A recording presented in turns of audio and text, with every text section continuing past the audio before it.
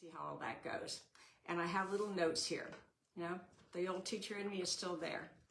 What I'm going to talk a little bit about today is we're going to focus on patterns that you can use for table runners, placemats, and you might even be able to put them to use in some clothing. But that's my focus. I'm going to talk a little bit about color, how I pick my colors, and then a little bit about how I design.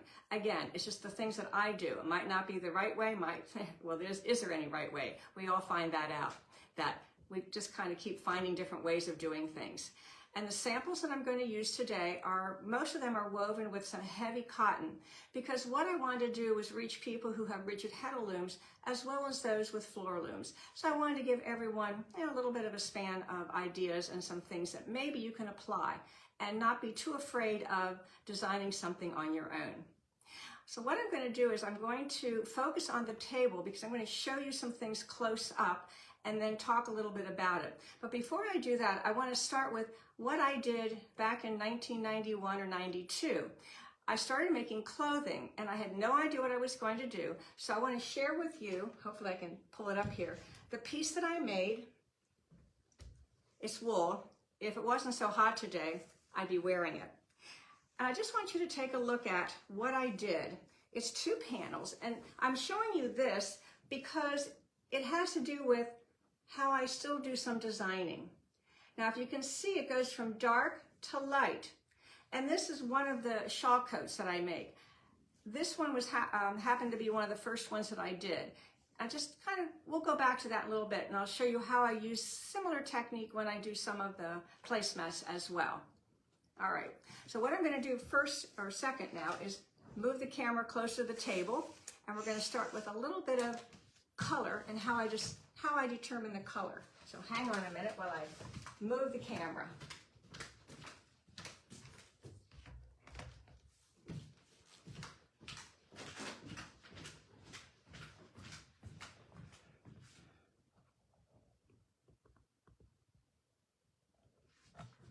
All right. So hopefully I'm not making anyone too dizzy. I'm going to try to go as slow as I can, but I know sometimes it's a little hard to do that. A little bit closer. All right, I think we have an area there that'll work.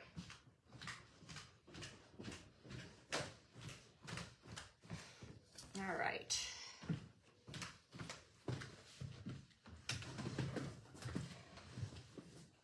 All right, we're going to start with the color wheel. I don't use the color wheel anymore, but it's a tool you can use if you're not too sure about what colors to do. I don't use this side.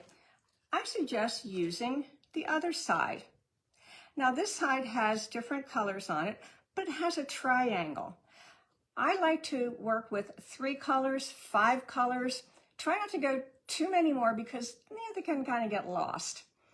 So if this particular triangle, it shows you that these 3 colors go together. Maybe that's something you wouldn't think of. Or if I turn a little bit, this is another triangle, and it's suggesting those 3 colors go together. And of course they have the tint and the tone and the shade because that also plays a part in designing. So sometimes color, using something like this might help you. Now I've also used another book. This is Color Harmony. It's another nice book if you're not too sure what colors go together. I happen to like using the 3 colors. So here they have all these colors that they're suggesting to use. So again, if you're afraid to do something yourself, you can maybe pick those colors. They also have a little thing here you can put over and kind of block out everything else and give you an idea of what it might look like. Or something like this, if I was going to weave with gray around the edge, it gives me an idea what the gray might look like. Or maybe I want to use black. It'll also give me an idea if I'm going to incorporate some black into my pattern. So these are just some tools that you could use, but I didn't use any of these when I started. I don't know, like some of you, maybe when you were, back when the malls were popular and you would go through the mall and look at all the clothing, or maybe you got a lot of these clothing catalogs. So sometimes I just look through the catalog, and right here I see there's a dress and has some colors in it. Well, maybe I'll try some of those colors in something I'm going to make. Or here's another dress that has some pretty colors. I see I have a shadow on here. I'm going to move the light in a minute here. And there's also another dress here with some colors, and here's some more. So maybe that's something.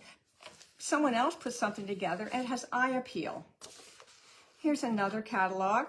Maybe you block those off and want to use those colors, or maybe these colors. So sometimes just looking at it and getting a feel for something. Or maybe you get all those catalogs with places to go, and even the nature pictures in here. Oh, that would be nice. Or perhaps even someone did like a still life or something. You could also use that, those colors. Maybe some things you might go, oh, I'm not sure if I would use those or not. All right, let me move a light around here a moment so we don't have a shadow on. Let's see, I think I'll move this one up too. Might be a little less shadow. I'll have to move things around later on. All right, so that has to do with a little bit of color ideas, or another thing that's a favorite of mine is putting cones out on the table. I might put all different kinds of yarn out and see what happens. And I might just keep them on a table for, I'm going over here, maybe for a day or two and keep looking at them and maybe rearrange them. Yeah, I'm watching that. I see what's going on. I'm watching the shadow in there, so I'm going to work on that. All right, so you have, that's an option. Or some of us, we have lots of skeins of yarn. So maybe you just want to play around with them and put them all together and kind of see what goes on here. There we go. We are moving that around. There. All right. So maybe you're just going to put those around. Maybe you go, oh, I like those together. Or maybe this order. Or move them around and kind of play around with them. Just another thought for you.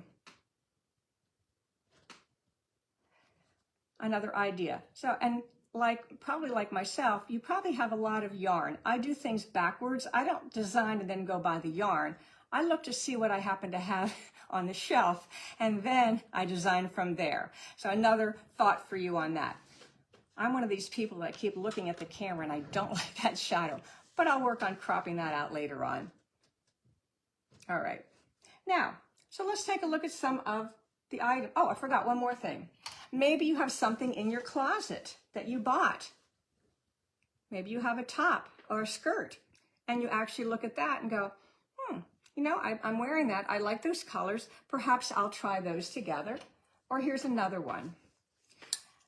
And of course, nature. We all can go out and look at nature, look and see what colors work well together on that. So that's just the way that I work with my colors. Again, kind of a different way of doing it, not scientific. It's a lot of just kind of my thoughts on that. Now let's take a look at, I'm going to move things out of my way. Take a look at stripes here. And I am going to, again, move the shadow out of the way. See if I can do what I want to do here.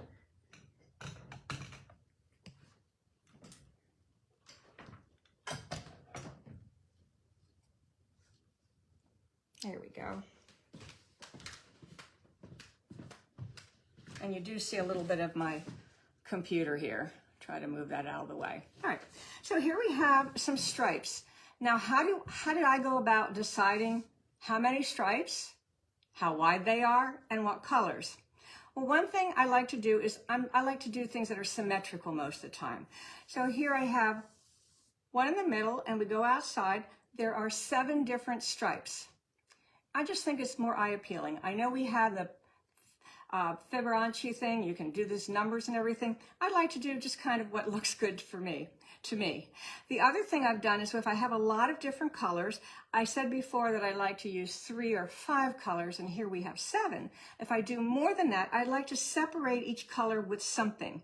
In this case, I used white. I used the same color because I think it brings it all together. Again, it's my opinion, and I did it that way. You could also rearrange things.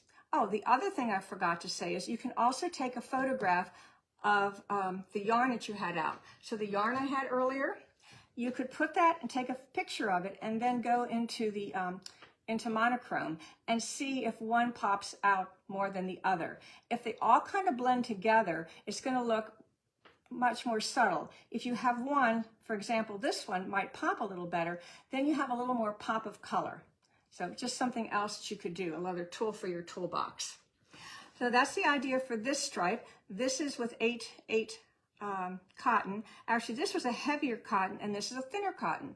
So sometimes you can mix them together as long as you are doing it evenly. Of course, we could do the same design in thinner yarn, 8-2 or whatever. The other thing I like to do is I like to work with numbers that are easy to remember. This happens to be 10, 10, 10, 10, 10, 10, 10, 10, 10, 10, 10, 10. So I know that every time I need to change a color, it's after 10. Anyway, that's another little thing that I do at times because I don't like to make mistakes when I'm making a warp, especially. Now here's another one, another stripe. This is a little more subtle. This is also in tabby, a whole different color combination. The other thing that I didn't say on the other one is your weft. What color do you weave with after you do your designing? Often I like to use whatever the selvage is. If you're new to weaving, sometimes if you're having a little wonkiness going on in your selvages, if you use something the same color, it might not stand out as much as the others. So here are again the 7 colors. This one was kind of a darker color in the middle, and then I worked my way out. This is tabby. However, you design one way, you put this on, and then you can experiment if you want to. And in this case, I got tired of weaving tabby, and I changed it. I think this is a pebble weave of some kind. You could use a twill or whatever, or a broken twill. And you can see it's exactly the same warp, but look how the colors are not quite as bright. So whenever you're using a shade that's lighter, the colors that are in the stripe here might get a little more, not stand out as much. If you use tabby, they're going to show up a little bit more. And usually in my experience, if you use grays or, kind of a shade of gray, they might even pop up more. So that's one. And again, you can see I have the color in between. Again, this is just some design, my ideas, and hopefully you can use these.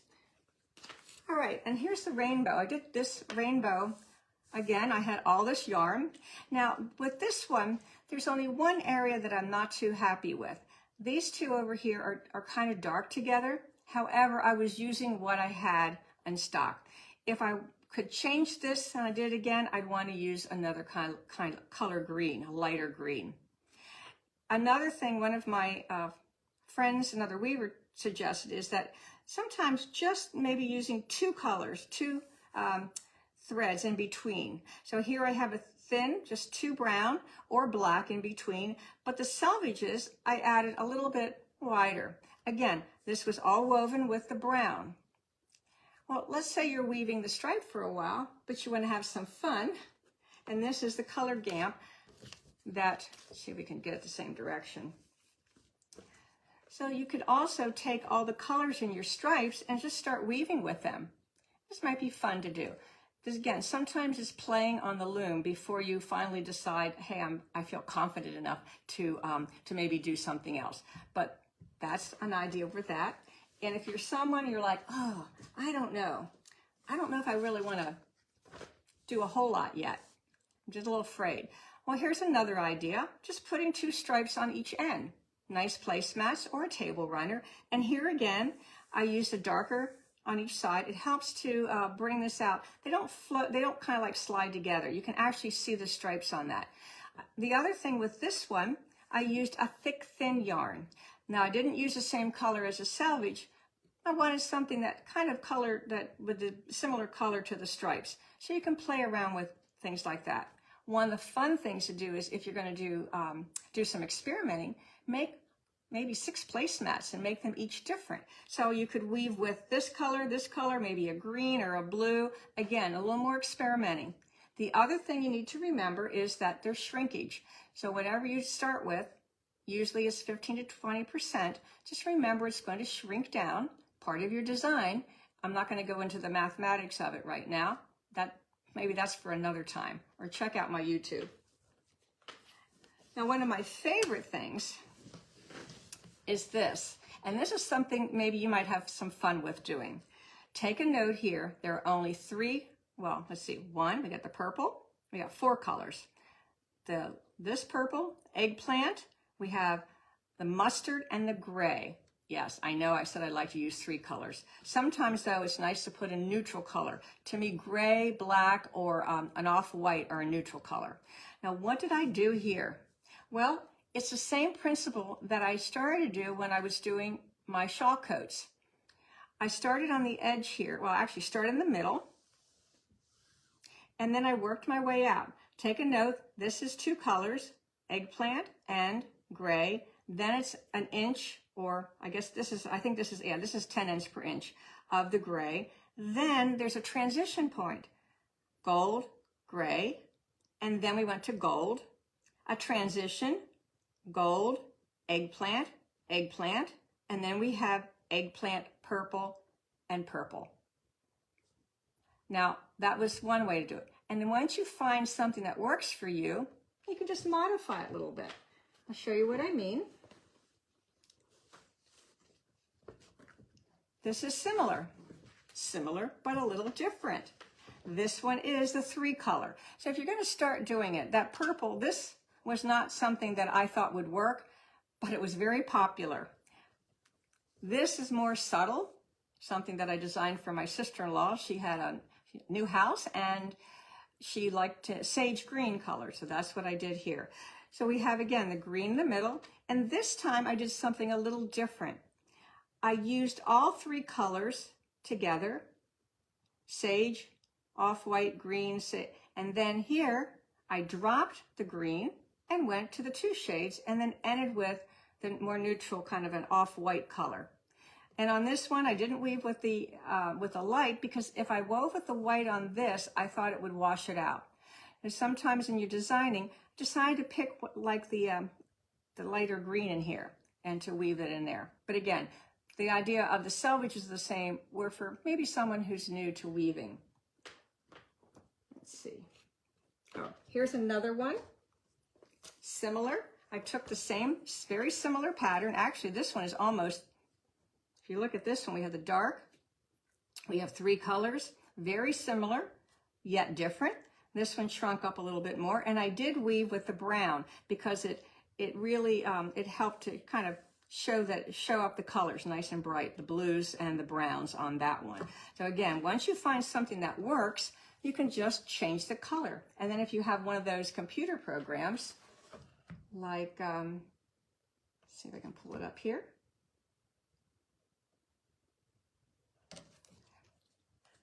Like the Weave It program here. This is the one that I use for the advertising. And this one is the one that's on my loom right now. And all I have to do, if you're familiar with the program, you go into the one section where it says color setup. I think I have the right one. Yeah, I do. And right now, I could pick the red and change it to green and set the color. And now, everything went to green, if you can see that or not. All right, so you could kind of play around with that here. The one problem with these programs is it's hard to get exactly the same color that you're weaving with, but you can do the best you can. So that's something else you can play around with if you have access. And the Weave It program doesn't cost a whole lot. Now, if you're someone who happens to have a multi-shaft loom, this is a pattern that I did similar. I just had some fun with it. I did it in tabby, and then I did like a little point twill on that one, and it really changes the pattern. Again, something else if you want to try at the beginning, or do a couple inches and see what you like. This one was woven with black. Again, black kind of went with most of the colors on there. I'm fairly new designing weft or warp. Oh, these are all the warp colors here, and then everything this way are the weft colors. Same thing here. We have the warp, and the weft, because the warp is where you do most of your designing. You can design it ahead of time. All of these are the warp, and then the weft goes the other direction. I hope that answers your question. Yes. All right. And then, this is another one I did recently. This one, let's see if I can find it on the computer here. So this one I was trying to design. I was trying to do some designing on the computer. Now, if you take a look at this, this is where I say that the colors on here do not match the colors on here. I did the best I could trying to match my colors. Could have done a little bit better with the purple, make it a little bit darker, almost a black. But that was the pattern that I used to design this one. Again, sometimes you kind of have to wing it a little bit on that one. This was a fun one to do. Sets of placemats again, or table runners, or maybe if you want a top out of this. This would be very nice. You have a stripe down the center if you'd like to do that. Now I did have, once in a while, I have people who ask me to design something for them. Well, sometimes you do that and you're like, why did I do that? I don't know if you can see this or not. This was a pattern. It's going to look better once I put the actual placemat. Okay, you're welcome. All right. Now, I did a lot of design. This woman had gold, she had teal, she had gray, and she had white. Well, I designed, I sent her 4 different patterns, sets of placemats. None of them were correct. Oh, well. Then I decided I'm going to make some for myself. And this is what I came up with. I really, really like this. This was a little more complicated in changing the colors. However, if you notice, I try to bring in colors. The gold kind of went through different directions. We still had the 2 shades together, some solid, some green. Again, designing from the center out or designing halfway. This was again woven with the white. Nice mix of colors on here. Again, one of my real summery looking, especially this time of the year, isn't it? Very summery. And then sometimes I do things and it's like, oh, what was I thinking? So I'll share some of those with you. This is a great idea, but it didn't quite work the way I wanted it. This is hand spun wool. This is where I'm also showing that you can mix wool with cotton. All hand spun machine, it was superwash wool that I hand spun, and then I did it in the gray. I don't know. It's very subtle. It doesn't pop a lot, but again, and the other thing is because it was hand spun, it changes color. So as I put it in the warp, there was no consistency in it. But anyway, it was one of those fun things to do. Just basically did some things for myself, and it really shrunk up a lot more than I expected. So sometimes you design things you're not sure. Do you make towels and placemats the same dimensions? No, I try to do the placemats.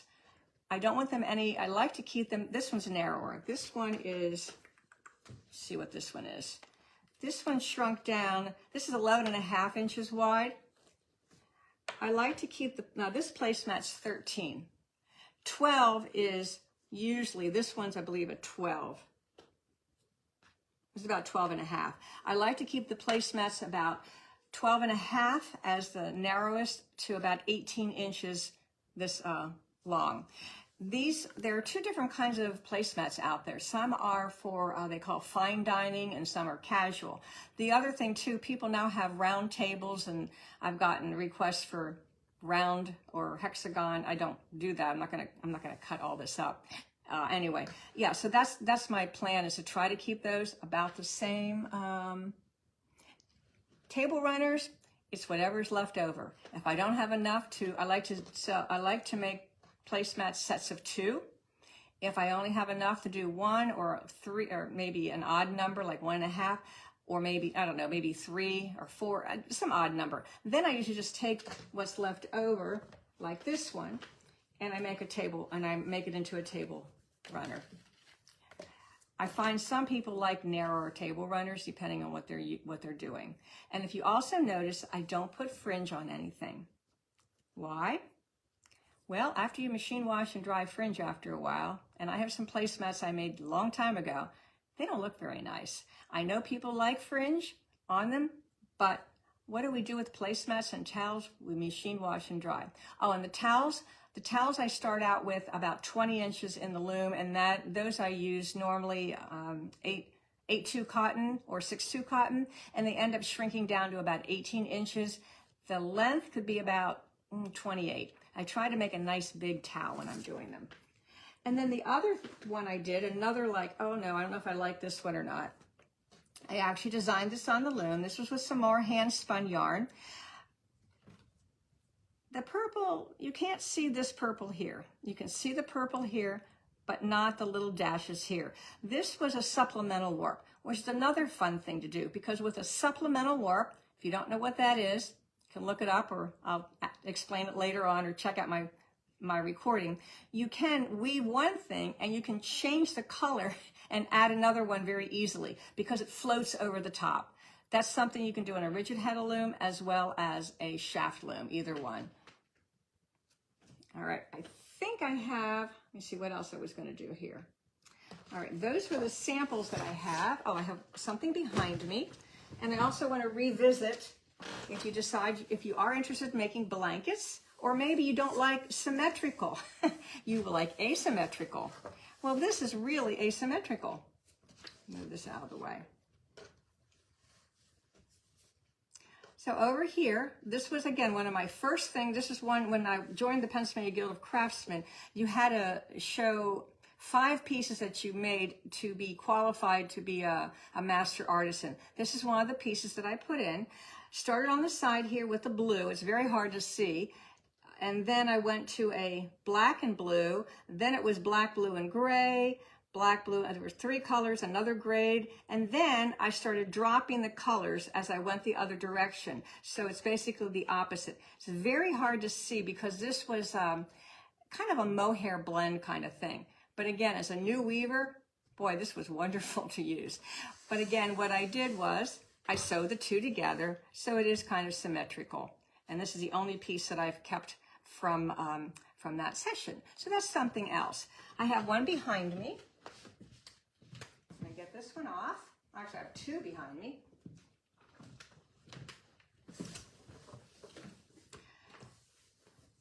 This is another something. I had this bamboo color. Let's see if I can get this out for you directly here. All right. All right. So this is all bamboo. It might be kind of hard to see. Let's hope the camera focuses in a moment here. But this one also, I started with a solid color. Then I did 2 colors. I added 3. I added another color. Kept going until I got to the end on this one. It's very hard to see the change of colors, but it's very subtle. Something else you can do, just kind of blending colors that are similar together. And this really is like a mustard color, mustard with a little bit of terracotta in there. I already did a few of these. Again, not one of my favorite things that I did, but hey, you gotta try some things sometimes and see how they work. And then the last one that if you're into dyeing, you could do this with placemats as well. This was another idea. I was very, I guess the colors that were used are not really popping colors. I picked earth colors, blue, brown, green. That's all I used, blue, brown, and green. So if you want to start to dye some yarn, maybe some skeins or do your warp, try again not to use too many colors. And these are some areas that were lighter. So if you want to do some designing that way, I've done some placemats this way. It's a lot of fun. It's a good, safe way using some cotton. This was wool and silk blend. It was a wool silk. So this is a ruana, really nice ruana. So I had 2 panels that we wove together. So let me move the camera again.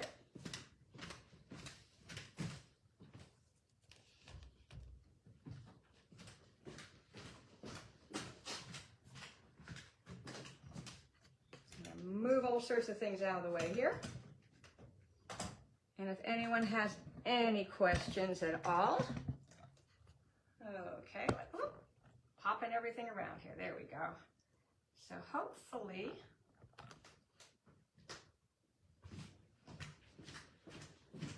you can see me in a moment.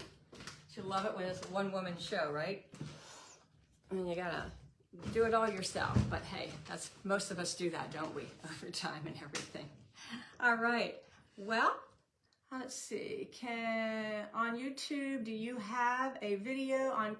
Yes, I do. I have probably a couple on calculating to make different things, a how-to. I also have, gosh, I can't remember what it is right now.